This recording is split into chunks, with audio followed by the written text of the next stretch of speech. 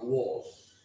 In all of this, writers usually deploy various styles to generate and sustain readership. A UNESCO 1980 article titled Communication and Society, Today and Tomorrow notes that literary programs have encouraged the survival of tradition in speech and performance, development, and contribute to the growth of language. The conference gives us such an opportunity. So when I was invited to be part of this intellectual gathering, I felt inadequate for mostly two reasons. For one, I'm a political scientist. How will I then function among literary icons? I asked myself. Also, we just finished a general election, which has taken a toll on me. Recall that I served as the Deputy Director General of the Umoino Akoni Governorship Campaign Council. Thank God, our Ibom people stood by us. The student of this university that we came to consult stood by us. The academic community, led by the Vice Chancellor, saw the vision we brought. And together, all of us have made it. And our candidate, Pastor Mobasino, today, through the general acceptable, most peaceful, most organized, freely elected, has become the governor-elect for Ibom State and will be sworn in on the 29th of May, 2023. To God be the glory. So with all of this involvement, I thought I needed to rest. But when I reflected on the theme of the conference, specific subtitles, and the knowledge I could assimilate, power was infused in me to be here and dine on this intellectual table. I cannot therefore wait to hear the presentations on identity and politics in Africa, political corruption in Africa, failed states and leadership crises in Africa. Talking about political corruption, how could a man in the full view of Nigerians rush to declare someone governor-elect when collation was ongoing, and he has no power to do so under the law? You see, the unfolding drama in Anambra State, in Adamawa State, and the conduct of the 2023 presidential elections once again invites literature on the true character of the black man, and maybe also on who actually is the enemy of Nigerian democracy. Is it the politicians or IBOM? I am not suggesting that other races have pushed themselves completely of human iniquities, but ours seems fatal. I am convinced that academics will not shy away from taking on this monster headlong. I sincerely thank the organizers of this conference. You have taken on major endeavor to probe minds and express common obstacles to African progress through literature. Congratulations. I also thank you, the Vice Chancellor, my friend, for always supporting your colleagues, your lecturers, your professors in their quest to exhibit wonderful creativity and initiative that adds value to academics. I am proud to see among us fresh eagle eyes. Our students, they are eager. Nollywood has given you a platform to tell their IBOM, Nigeria, and African stories. Take full advantage of it. The new media, I suppose, the organizers mean the social media, is yet another tool in your hands. When there is no power to charge devices or money to buy data, hard copy books remain a companion. Let us have more of it. We need 21st century Wolosoyinka and Ngugi Jong. This conference may just be the spark you need to launch a path. I would like to charge all presenters to do their best to speak to the hearts and minds and less to the ears. That's where listeners are moved to action. So friends, IBOM International Conference on African Literature and the English Language is here. Retrieve your minds from wandering out of this meeting. Listen carefully and take sober notes. Relate what you hear with daily events and talk to friends about them too. That way, the information will remain fresh in your minds and you will act on them. To that end, I wish to declare the maiden edition of the IBOM International Conference on the African Literature and English Language 2023 open the glory of God our Father. Thank you, and God bless us. Thank you very much. It's a big round of applause for the chairman of today's occasion, who is also the chairman at IBOM State Roads Maintenance and Other Infrastructural Maintenance of IBOM State. Okay, Dr. Prince Godwin Sukude, thank you very much. I'd like to announce that the cultural troupe from the Department of Performing Arts should be on standby. In a short while, you will need to come on stage to perform. But for now, I'd like to please respectfully ask that we rise to make welcome the Vice Chancellor. Most respectfully, as I invite our dear Vice Chancellor to give us his opening address, please, shall we rise with a big round of applause to welcome him? He is very dear to us, to show that we appreciate him for all the good things he has done for us and this university. Thank you very much.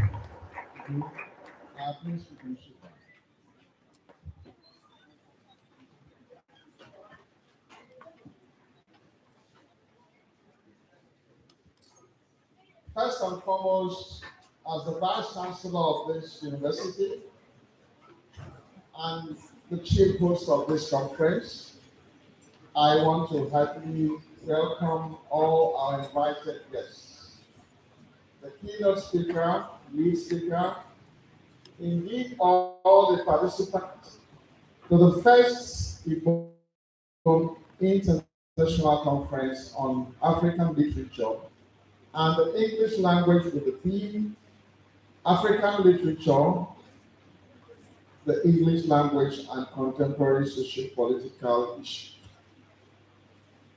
This is the very first time we are mounting a conference of this nature, and we are hopeful that we will be able to make it an annual event that will highlight the importance of the English language in our society, especially its use in drawing attention to our Africanness and addressing our contemporary political, socio-political issues. Going down memory lane, our English language originated from the West Germanic language of the Indo-European language family, with its earliest form spoken by the inhabitants of the early medieval England. Today, the English language is dominantly spoken in the United States of America, United Kingdom, Canada, Australia, Ireland, New Zealand, and the various nations of the Caribbean and the Pacific Oceans. The language was further spread to many parts of the world, especially throughout the expansion of the British Empire. Generally, language is the most popular, the sophisticated method of human communication. With language, people communicate, exchange ideas, and express their emotions. Without the use of language, we would have been incapable of furthering our frontiers of civilization. In Nigeria, English language is the official medium of communication. Every citizen is compelled to learn and to speak the English language. In a country with 250 ethnic groups and more than 500 languages, one would have imagined how we would have been able to connect and communicate with each other. I don't need to overemphasize the importance of English language in the building of Nigeria as a nation. I'm not an English expert, but this conference has actually opened my eyes to see the potential of the English language in transforming our society. And I also want to plead that as we discuss, we also have some other Englishes, like our Warri Pidgin English. I want to advocate you look at that variant of English and see how you can polish it and make it to be accepted globally. I have heard the white man speaking Pidgin language. And if the emphasis is on communication, not on the Queen's English you are going to use, provided you can communicate, I think that would go for the language.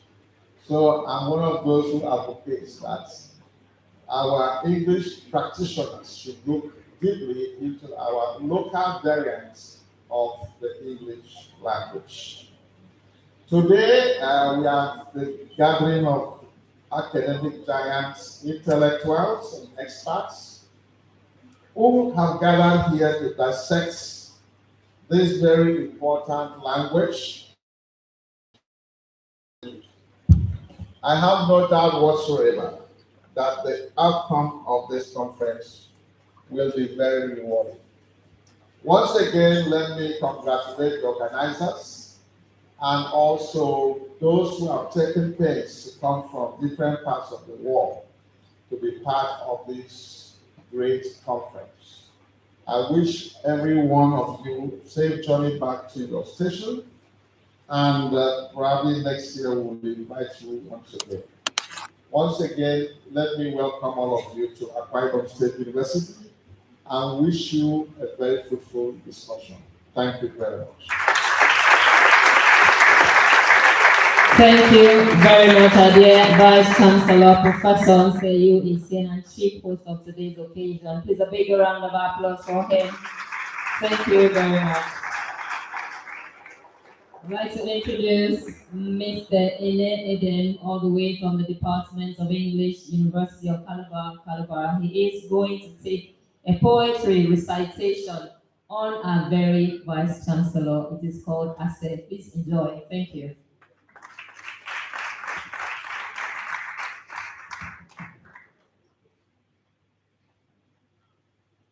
The Vice Chancellor, sir, members of the University Governing Council present here, very distinguished intellectuals and academics, Your Excellencies, my lords, spiritual and temporals, very respectable members of the LOC of this conference, astute keynote speakers and lead papers presenters, highly poised conferees, gentlemen of the press, all protocols duly observed, ladies and gentlemen, greatest Nigerian students, My name is Ene Edem from the Department of English and Literary Studies, and I will be doing an essay for the Vice Chancellor. Essay is actually a praise poem.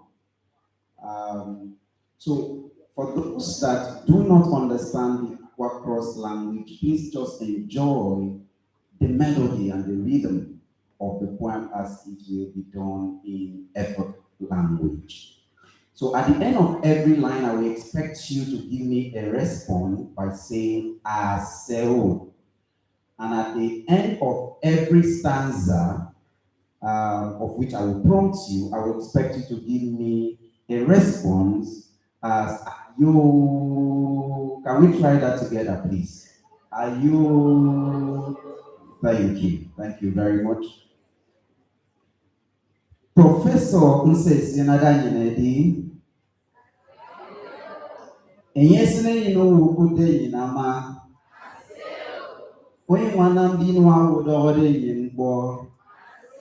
Iko ukube no professor isiem. Akwata ifyo professor Nsesien. Idi ya para wa imama editam. Ukwere no woye rifu imam. Eyeneti ete yeneti eka. Eyen yare ninto uno ikpaison. Usia hutunu senubo kobi wa kwa IBOM. Mpo ma dodowe yare no. Uko odo fi nte ngwodo de komo. Eko ukwe no professor Essien.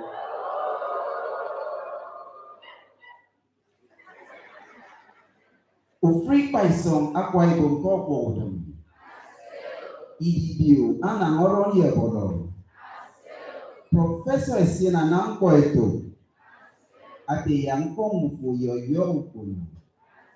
Eko ukwe no professor Essien. Membio woke mbrukara bio. Ati borukara mi kobio nyen. Yeme kuprunda asi eko bodum. Moduruko no kufo uwe taifio. Mi konta ifio ke kondo nyen. Madai por kufo abasi. Me pembe ke dueti eset. Me amanti po mi kobio nyen. Yeme sino bunyen dentano boson. Professor Essien te yankom mufo. Eko kube no Professor Essien.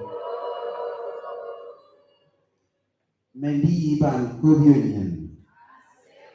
Me aman sen nito kobi paison. Pupru mi bani sonka kwa IBOM nyen. Professor Essien te yankom mufo. Eko kube no Professor Essien. Professor ya kwata ifyo. Ata ifyo wami esede mko abana itia diada ni song. Mwendo wadesie oyo yowa ikondo nyen. Eto kaneto iko imwami edinso. Eko kube no Professor Essien.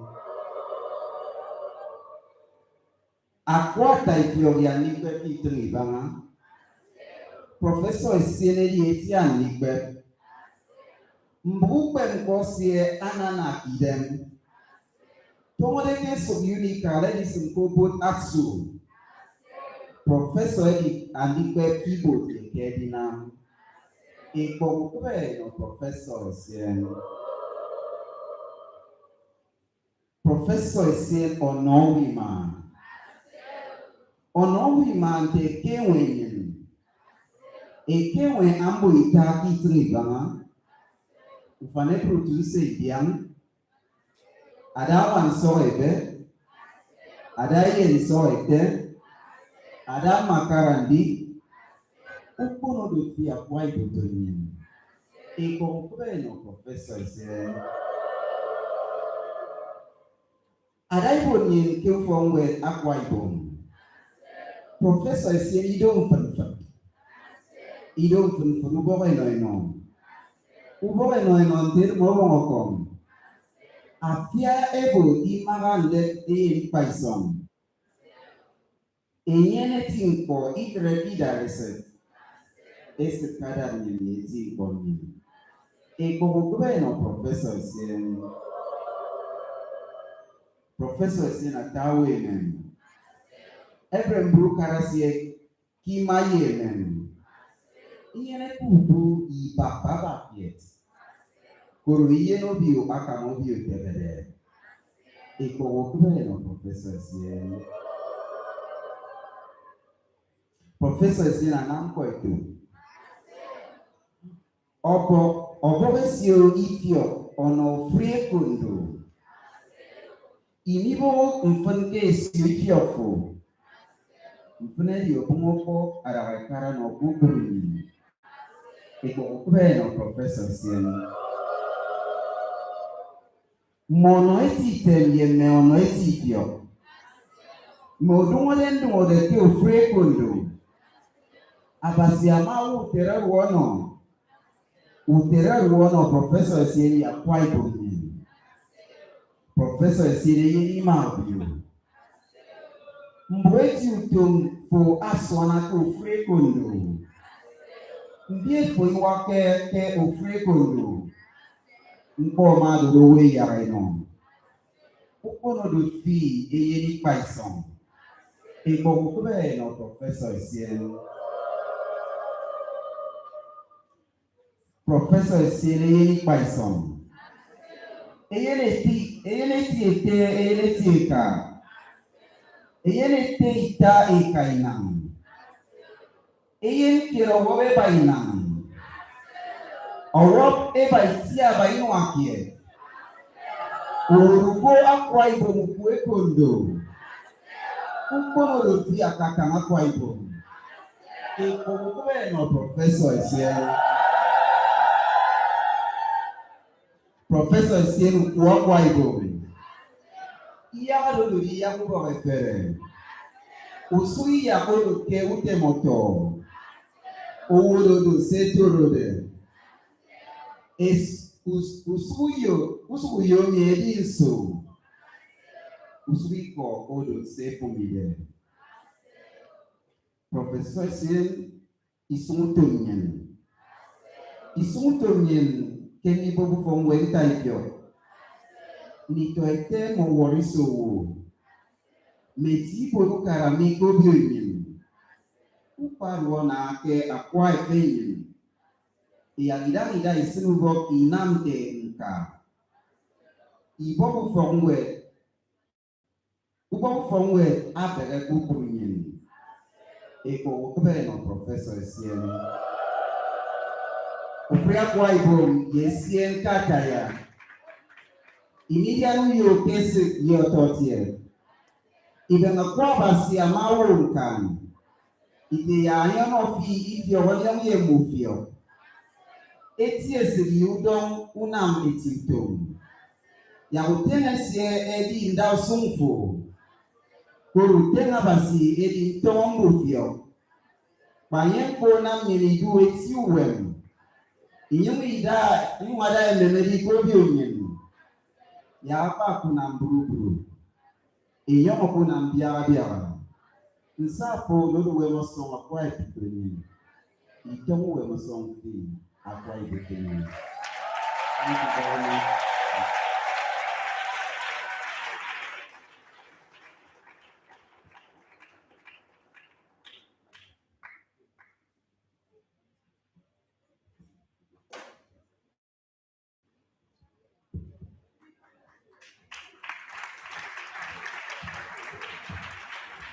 Thank you very much, Chair. That was Mr.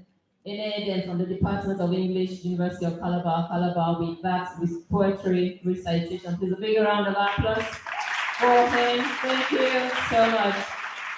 I have just been informed, and this news gladdens my heart, that there is a donation from the chairman of today's occasion, who is also the chairman Akwa Ibom State Roads and Other Infrastructural Maintenance Agency, Prince Dr. Godwin Tugude, a sum of 250,000 naira.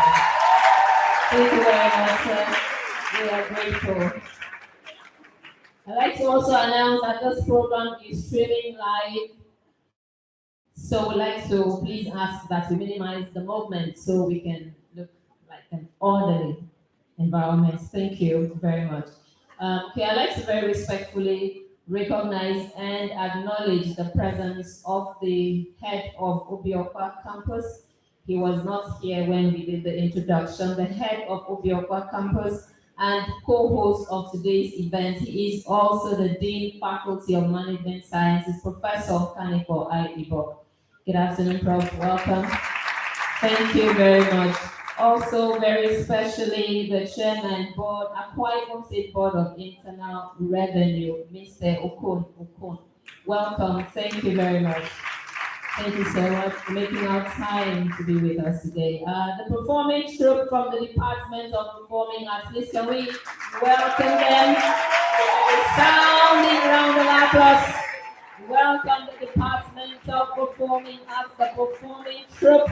Please keep clapping until they get here. Appreciate them, welcome them. Thank you so much. Keep clapping, keep clapping, keep clapping.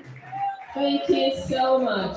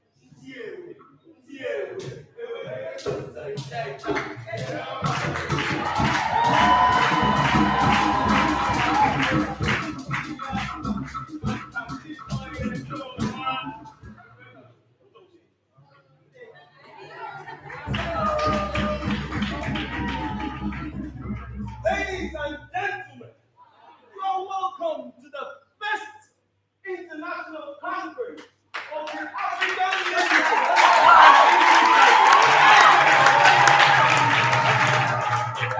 Hosted by the Department of English. At Oregon State University. The theme of this conference is African Literature, the English language, and contemporary social you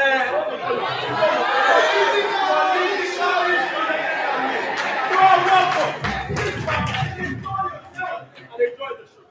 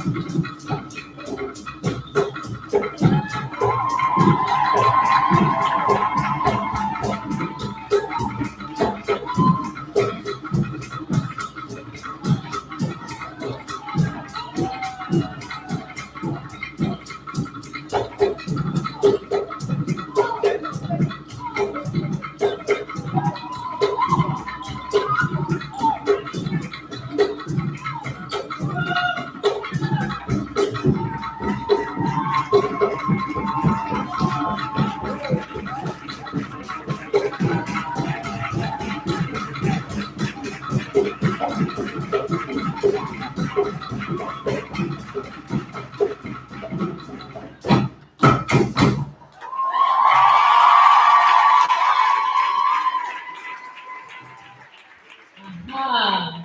When they appear, you know. Well done. Thank you so much for bringing so much energy into this arena. God bless you.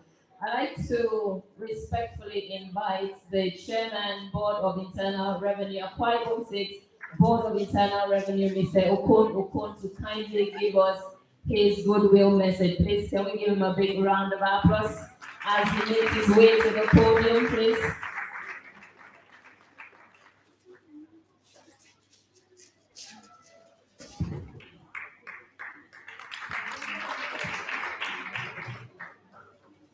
The PC of our great institution, my own brother, my friend, my in-law, Professor Onse Ese, with due respect to the head of Obioba campus, and all the respected distinguished academia on the high table. I also visit my brother, Professor Chencha Livia, and a host of other icons in the academic world. I'd like to pay my tribute to my brother, Dr. Eventus Eden, the head of Department of English and Literary Studies. Maybe I'm not addressing him rightly. Maybe he's a professor now. Or in politics, easy permit me. In politics, we will say professor in waiting or incoming professor. So I can't wait to see him get to that level because we are not so many from my own part of the state at this level. So I like to especially acknowledge you, and I like to acknowledge the students here present, distinguished ladies and gentlemen, I suppose men of the media, gentlemen of the press, all protocol duly observed. I did not know how to do a Google message because I don't actually know what to say about the event. But even if I don't have anything to say, let me acknowledge that this is a major feat in the history of this university. I understand that this program is the first of its kind, the first IBOM International Conference on African Literature and the English Language, and organized by the Department of English and Literary Studies of this great university. And being the first and seeing what I've come to see, I think it's a huge success. And I'd like to give credit to the organizers of the program. We are all products of university, so I can't remember the last time I was in the university campus, so I'm still trying to put myself together before the mighty professors here, who are those that brought me up. But I like to associate myself with the university, and I also like to appreciate the work that's going on here. Professor also said that this is a great man. when the guy that rendered the banner was getting a say auto, I was just wow, this is my own brother and my friend. I wish I can have that in there so I can be playing over in my private time with my family to continue to remember, the good things that we have done in this university. When we were in the government, in the Akwa Ibom State government, we did fantastically well, marvelously, in this school of Akwa Ibom State. So little wonder what we have done here so far, and I believe that the way things are going, that this university will be taken to a new dimension, a new height under your tenure, under your leadership. I'd like to also especially pay tribute to my brother, Dr. Event Zeneb, for whose reason I am here today. He has informed me about the program a couple of like 1 or 2 weeks ago. I did not think I would be here because of other official engagement, but I'm happy that I had a bit of window to come in here and to stay with him on the occasion of this program. The faces I'm seeing here, the students, everyone is looking very radiant and in high spirit. And I believe that this program is going to add value to the curricula of the school and the general academic program of this institution. Beyond this program, I think that this is one of the effort that the school is making to write the name of our university, the Akwa Ibom State University, in the world map and make sure that we are well known beyond the boundaries of Akwa Ibom State. I think it's a good program. I think it's something that we should encourage other departments to do. So I'd like to thank the University Authority, I'd like to thank the students, I'd like to acknowledge the planning committee, I'd like to thank the initiators of this program, that you have done a good job. Please keep it up. And next time you have this program, I should like to be also given an opportunity to participate and at least to attend as I'm attending today. On that note, I like to say that I can't come in without supporting my brother, and of course the VC is my real very good brother, friend, and in-law. So what can I do? And to my brother today, I set the tone, and I understand he played a key role in this high part of the table. So let me just say, who was the chairman? Oh wow! So that's very informative, and that will guide me. So if my chairman has done what he has done, let me just stay under the radar, and support the program with a sum of 200,000 naira. Thank you. God bless. I wish you a very successful program again. Thank you and God bless us. God bless the university community. God bless our VC. God bless the management of the school. God bless Akwa Ibom State. Thank you. Thank you very much. There's a big round of applause. A sum of 200,000 naira in Nigeria today is no mean feat, please. Thank you so much. That was the chairman, Akwa Ibom State Board of Internal Revenue, Mr. Okon. The Vice Chancellor, sir, and Chief Host of today's occasion, with your kind permission, I would like to recognize the presence of the Provost, College of Education, Apparatus, Dr. Daniel Udo. Doctor, I'd like to very respectfully invite him to give his goodwill message, because I understand he has very little time to stay with us. Please, can we appreciate him as he makes his way to the podium? Thank you so much. Keep clapping until he gets here. Thank you very much. The Vice Chancellor, my senior colleague, I want to, so that I don't breach the protocol, kindly permit me to rest on whatever existing protocol was established, secured in the knowledge that whatever was established is firm enough, so it will not sink. So let me stand on it. Thank you very much. I feel quite delighted to join up here, even though I had planned to come here quite on time, but for exigency of duty, it just was not possible. In fact, on my way to my boss. So before I go further, let me kindly say that I might be leaving anytime soon, as soon as I drop this mic, so that I can meet up with the invitation from my boss. Please, I want to say that it's a great feat. The Department of English having this gathering of intellectuals for the business of propagating knowledge and discussing the issues. And I know that there is no way we have this gathering and we don't learn well finding solutions to wherever there are no solutions in the polity.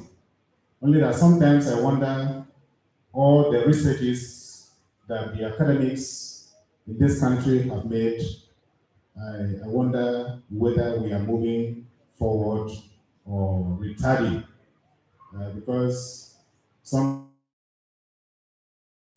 it happens that protocols in the areas of governance, administration, even after having all this intellectual communion and documenting them in maybe a journal or a book for people to be guided, we still get out from here to make tests. I don't want to cite the recent wonders of the politics and elections. I don't even want our very own, from the intellectual corridors, get out there and perform something quite amazing into the negative way. I don't want to cite those instances.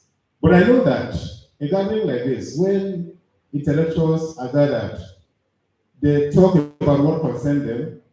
In fact, they also talk about what does not concern them.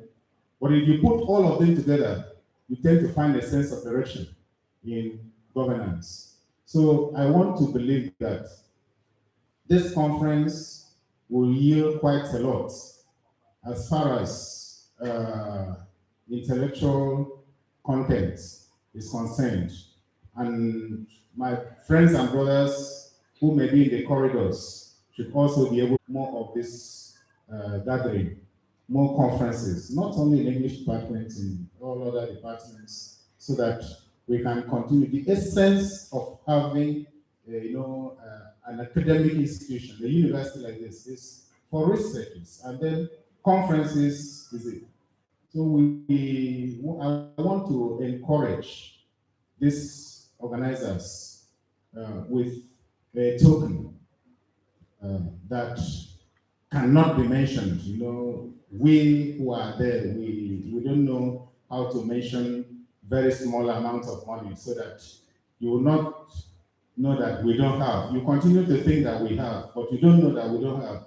But whatever is available within our reach, my college will reach out to the head of department, who is of course our own very own, Dr. Eventus Eden. You will reach out so that you can see that intellectual translation of knowledge into cash. Please, once again, I want to sincerely thank you for coming out, and I want to wish you a very successful communion in intellectualism as you continue with the conference. God bless you. Thank you very much, please. A big round of applause for the Provost, College of Education, Sciences, Dr. Daniel Udo. And thank you once again for the unnamed donation. We receive it with gladness. Thank you so much. The Vice Chancellor, sir, and Chief Host of today's occasion, with your kind permission, I would like to move to the next item in the agenda, which is citation on the keynote speaker, Professor James Tasayo from the University of the Free State, Bloemfontein, South Africa. There's a big round of applause for Dr. Uwem Apia, the chairman, local organizing committee of this event, as he takes the citation. Please keep clapping until he gets here. Thank you very much. Thank you very much. Dear Vice Chancellor, I stand on the existing protocols. Let me proceed straight away to the citation of the keynote speaker, Professor James Tasayo. Professor James Tasayo, please, with due respect, could you be upstanding, sir, as I introduce you to the audience? Usually when we do a citation on a person of this stature, and particularly when we don't have the luxury of time, I am unable to do justice to his achievements and his person. Therefore, Professor Sayosa, let me quickly apologize that I will not be able to do justice to your achievements and your person because we don't have the luxury of time. So this I have decided to call a partitive paraphrase of the paradigm and academic trajectory of James Tasayo.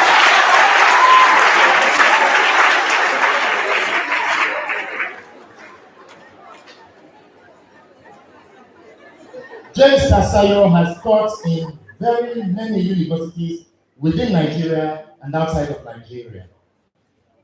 He is a professor of English, media, and cultural studies. He has published several books, articles, and essays. Indeed, he has published over 100 research articles. He has, at different times, taught at the University of Ibadan. He has also been at he is at the University of the Free State Bloemfontein in South Africa. He has served on the editorial board of several publishing organizations. He has published a lot. Our Vice Chancellor has very little time to spend, so I will quickly go on to say, ladies and gentlemen, I am privileged, I am honored. Join me, and I respectfully ask you to join me to welcome to the podium this scholar ordinaire, this scholar plenipotentiary, this gargantuan scholar, James Tasayo, PhD, Professor of English, Media, and Cultural Studies.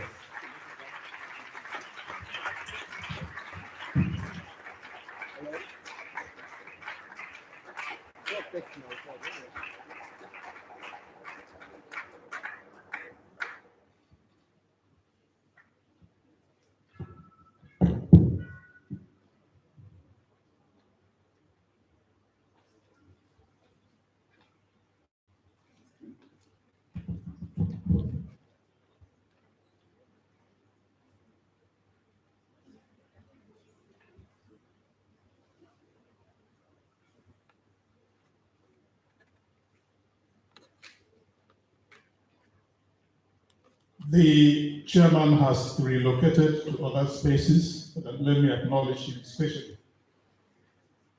The vice chancellor and chief host, other principal officers of the university, senior professors here present, the head of English, and in a very special way, the local organizing committee for the honor they have done me by inviting me to give this keynote. If the man named as a protocol can survive it, many people have stood on him and is still alive. Let me just spare him by proceeding with the keynote. I have titled this keynote, The Old in the New in the Old. Migrant Metaphors, African Literatures, and the Digital Term.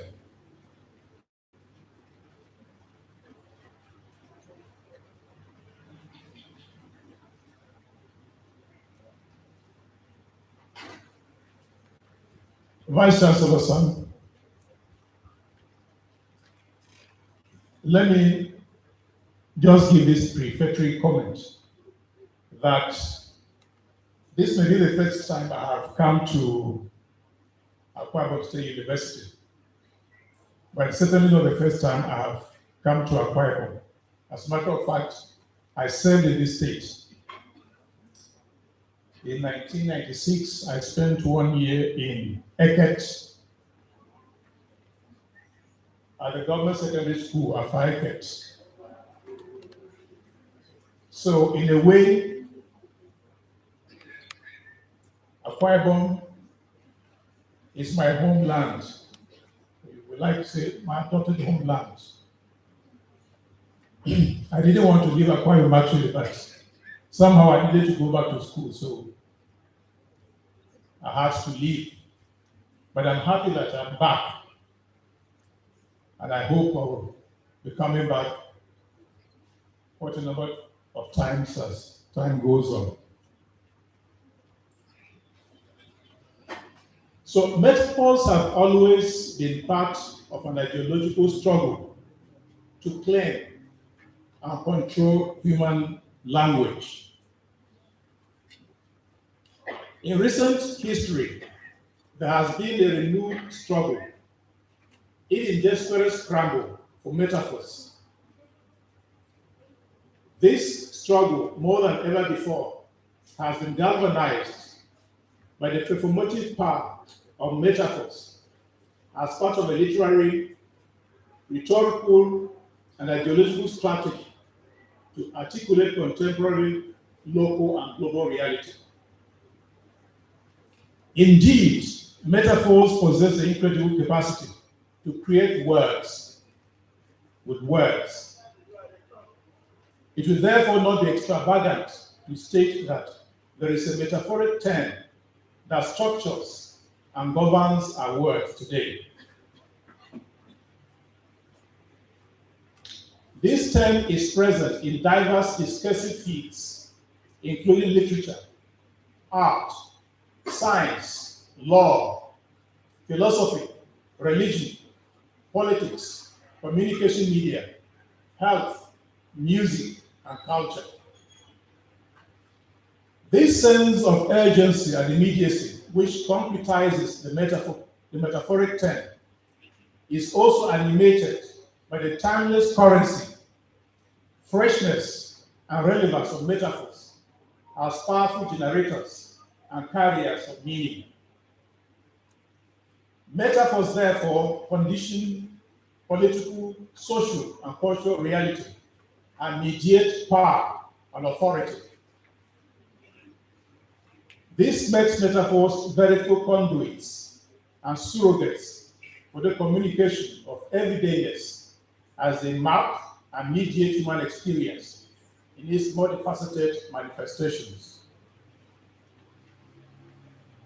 It is little wonder then that this important figure of language has increasingly become more pervasive and ubiquitous and continues to structure and shape individual identities, perceptions, and experiences. Humanity, therefore, is more than ever before living by and with metaphors in a diversity of ways. According to Bridget Nelish, in the 19th century, words were conceptualized as living organisms. In the 20th century, living organisms were conceptualized as words. In a digital modern age of the 21st century, which celebrates the advancements and vertiginous heights in science and technology, metaphors can be conceptualized as words, living organisms, and vectors of power in the unrelenting quest for meaning. This is because metaphors still present themselves as linguistic allies in the continued structuring of human life in relation to knowledge production, circulation, and consumption, and the ecology of meanings consistent with this endeavor. They possess linguistic and literary properties, but also rhetorical value and relevance, benefiting from the archives of history and digital modernity. It will appear that the more the historicity of the metaphors and their assured local and global currency, the better their epistemic capital.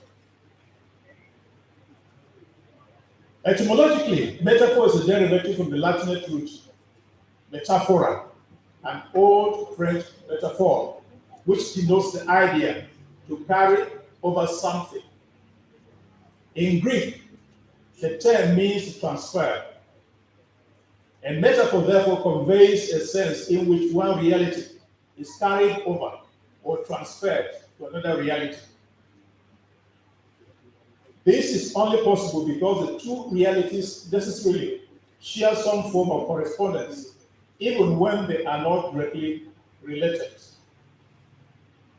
Metaphor's expressiveness finds validity and vitality in the fact that it is severely condensed or compressed. This is why metaphors are sometimes referred to as condensed analogies or analogical confusions, because the basic principles of analogy are consistent with and operate in metaphors. Metaphors are liberal linguistic agents and so permit the greatest and highest freedom in the use of language. They are also conspiratorial as they collaborate with the human mind in this expression of linguistic freedom. They idealize and celebrate the creative imagination in its playful mobilization of the resources of language. Metaphors can be conceptual, cognitive, visual, and even non-linguistic.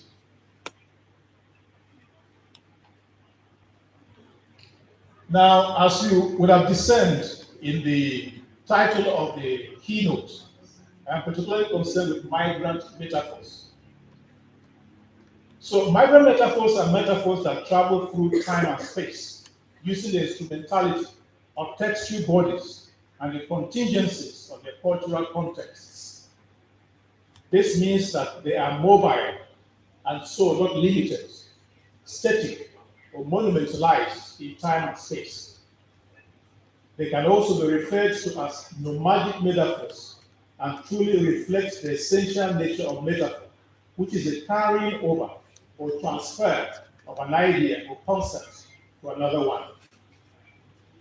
Migrant metaphors are therefore historically particular and culturally specific.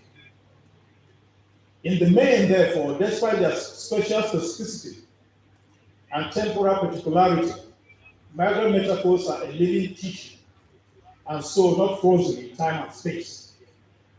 They are territorial and their meanings are fluid, dispersed, and negotiated across social and cultural boundaries. Their migratory or traveling patterns are determined by their continued inscription and reinscription in texts and textualities, which assure them of continued cultural balance. As linguistic agents whose significations are imposed by their informing cultural contexts, migrant metaphors particularly help to renegotiate and re-engage reality in fresh and dynamic dimensions. They are living metaphors which offer creative and novel interpretive possibilities to texts or communicating arts. The migrant metaphors I engage in this keynote are transhistorical, transnational, and transcultural, and operate in time and space. Now, there is a cautionary note I want to give regarding migrant metaphors in relation to metaphors dealing with migration. In other words, there is a subtle difference between migrant metaphors and metaphors that deal with migration or exile. Migrant metaphors are distinctive and dichotomous from, and so not analogous to metaphors on or about migration or exile. These are metaphors that possess the character and capacity to travel through time and space, but do not accompany or negotiate the conditions of agents or subjectivities in search of a home away from home due to the hostility or violence prevalent in the native place. They therefore acquire a spatiotemporal temperament, but their spatiality and temporality is determined not by the conspiracy of circumstances to escape as endangered species, but by the cultural context which warrants their migration and confer them with meaning. They are therefore diachronic in their traveling patterns and acquire novel and so distinctive significations as they travel or commune through cartographic and temporal borders and boundaries. Let me locate the keynote within a theoretical rubric. I have drawn theoretical insights from IBOM on the idea of migrant metaphors. In her 1995 illuminating book, Colonial and Post-Colonial Literature, Migrant Metaphors, Boma executes a salutary and compelling reading and analysis of textual bodies by post-colonial writers around the world, including Margaret Atwood, Peter Carey, Jem Posey, V.S. Naipaul, and Wole Soyinka. Our cardinal concern is to demonstrate how these writers have engaged the colonial world and reimagined colonial metaphors in fresh and new ways in a post-colonial dispensation. My interest in this keynote further advances and stretches Boma's. I am primarily interested not so much in colonial and post-colonial discourses and the ideological procurement of metaphors, but in how indigenous African literatures and cultures benefit from metaphors across time and space in their negotiation of social realities and recuperation of cultural histories and identities, especially in the age of digital modernity. To enrich and deepen my conceptual and theoretical moorings, I have also drawn from indigenous proverbial knowledge about stamites and how they travel their underground roots as a theoretical formulation to strengthen my argument. In their life world as insects, termites construct complex arteries and elaborate road networks underground through which they live, travel, and transact business. Migrant metaphors also have roots in the past and follow roots to the present and into the future.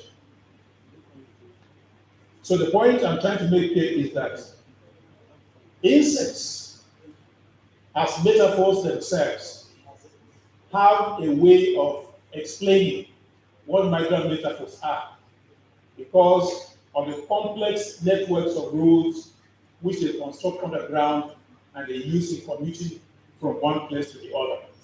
In the same way, these metaphors I'm talking about migrate or travel from particular spaces in time to the present. The provenance of many of the migrant metaphors that I shall engage in this keynote is deeply rooted in the soft soil of indigenous African cultures and cosmologies. They exist in oral media forms such as folktales, fables, riddles, proverbs, epics, legends, myths, rituals, songs, chants, and so on. These metaphors are variegated and include celestial bodies like the sun and the moon, alien creatures like the eagle and the vulture, as well as other animals like the tortoise. These metaphors exist primarily in oral cultures and oral contexts, where they feature prominently in the performance arts of the societies that give them existence. Their performative character ensures that they are participatory and admit immediate audience interventions because of their essential sociality and the solidarity they engender. It is from this oral and oral habitats that these metaphors migrate and are appropriated and used in written literature and stored in fixed, frozen forms. Their transition and accommodation within the scribal culture of writing and print technology demonstrates their continued relevance to modernity, as writers find in them a rich and inexhaustible quarry of imagery, which they process as raw materials and refine for their artistic contingencies.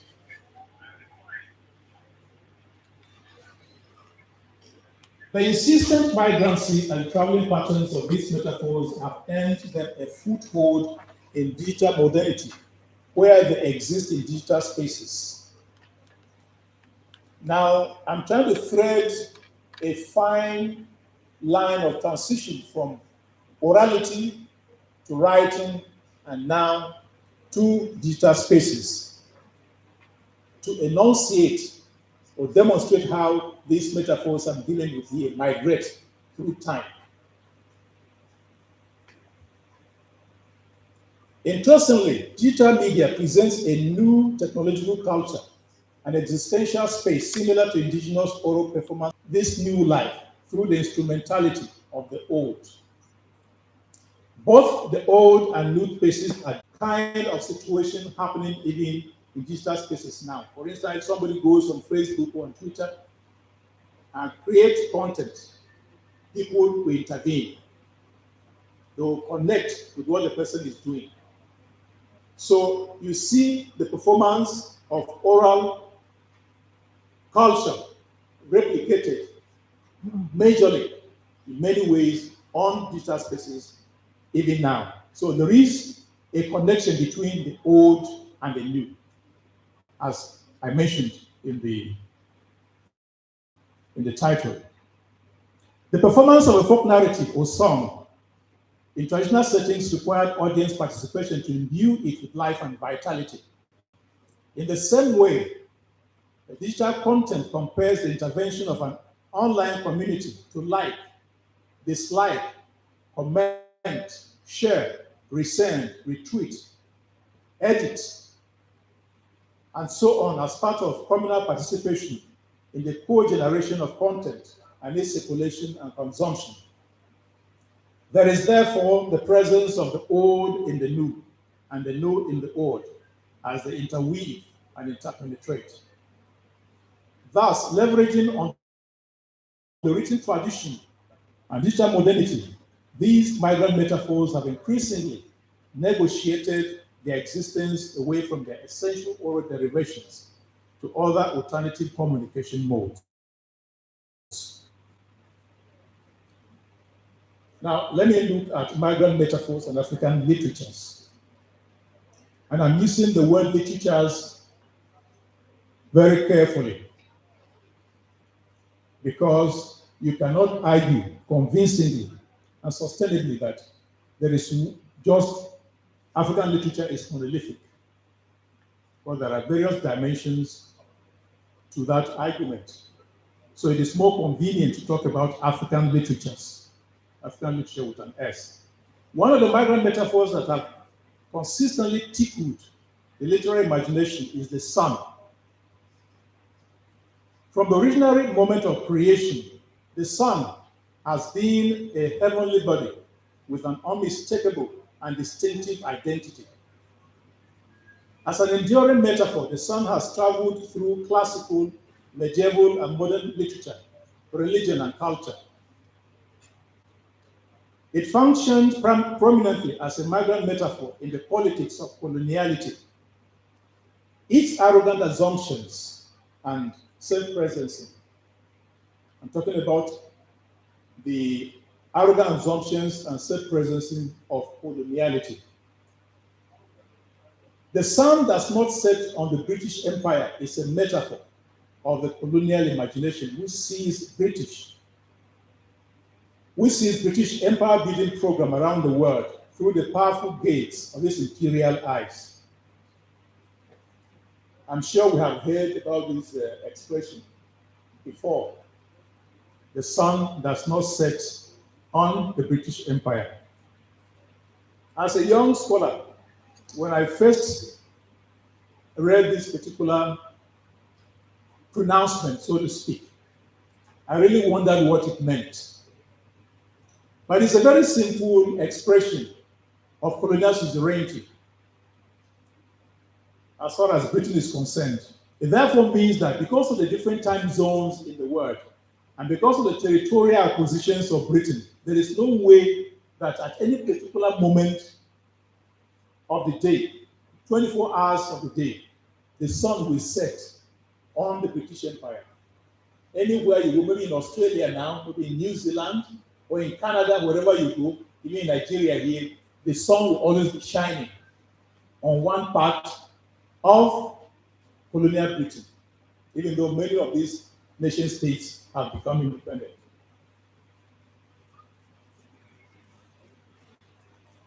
The sun does not set on the British Empire is a metaphor of the colonial imagination, which sees British empire building program around the world through the powerful gaze of its imperial eyes.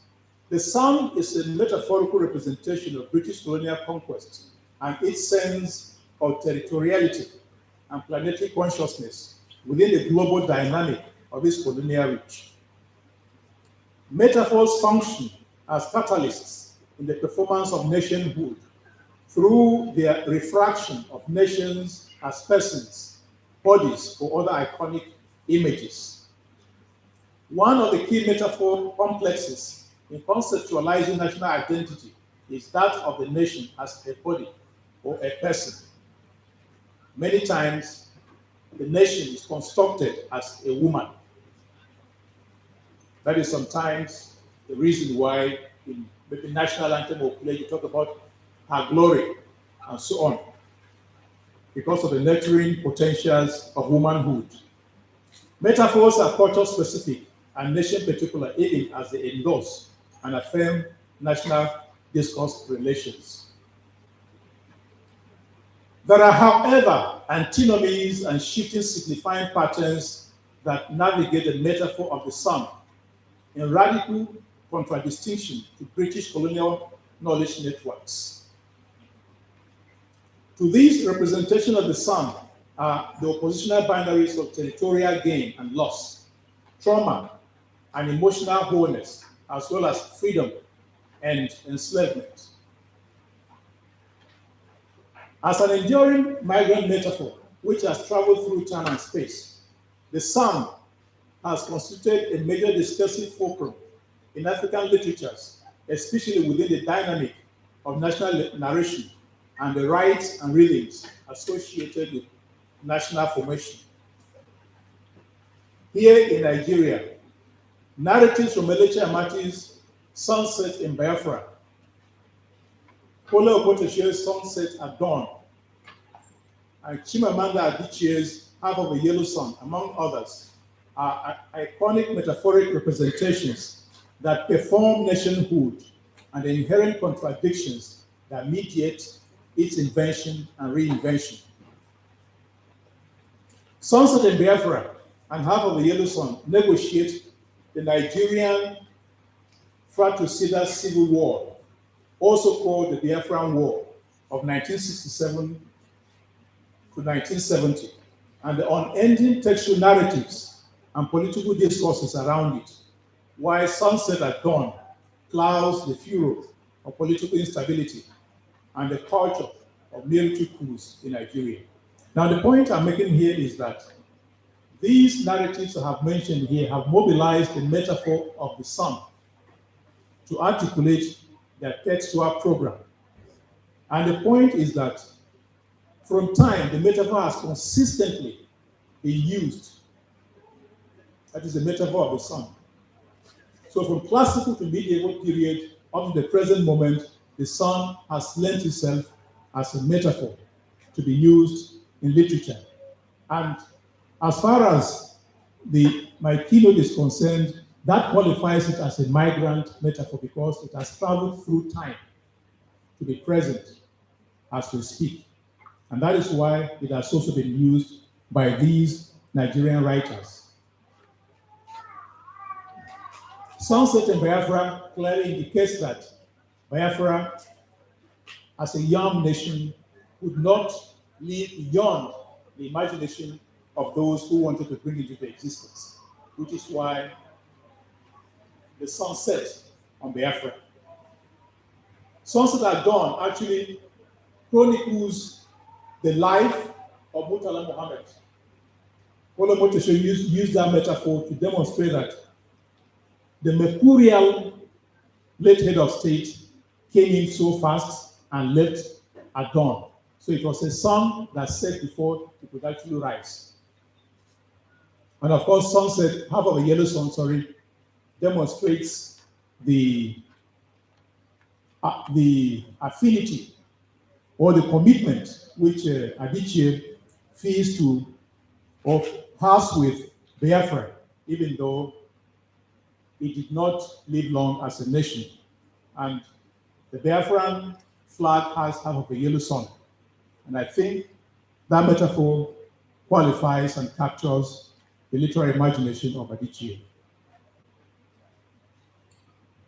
Narratives and the purpose of metaphors they produce and circulate for consumption have important implications for reading publics, communities, and cultures. In their book, Visual Metaphors,